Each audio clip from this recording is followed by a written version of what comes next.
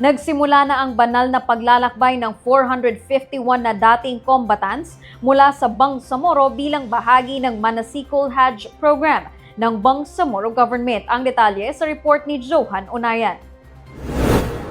Matagumpay nang nakarating sa Madinah Al-Munawwara sa Kingdom of Saudi Arabia ang unang dalawang batch ng Bangsamoro Pilgrims sa ilalim ng Bangsamoro Pilgrimage Authority o BPA.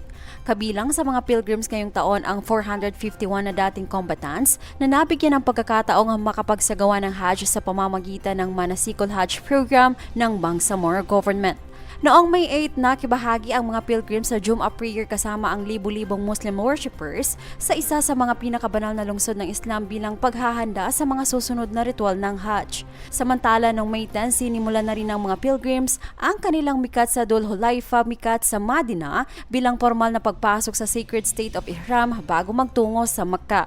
Ayon sa Bangsamoro Pilgrimage Authority, layunin ng programa na suportahan ang mga Bangsamoro constituents kabilang ang mga dating combatants sa pamamagitan ng subsidized o libreng Hajj pilgrimage. Itinuturing din itong bahagi ng mas malawak na peace building at spiritual reintegration efforts ng Bangsamoro government para sa mga dating miyembro ng armadong grupo. Sa pamamagitan ng programa, nabibigyan ng pagkakataon ang mga dating combatants na maisakatuparan ang isa sa pinakamahalagang haligi ng Islam habang patuloy silang nagiging bahagi ng mapayapa at produktibong lipunan.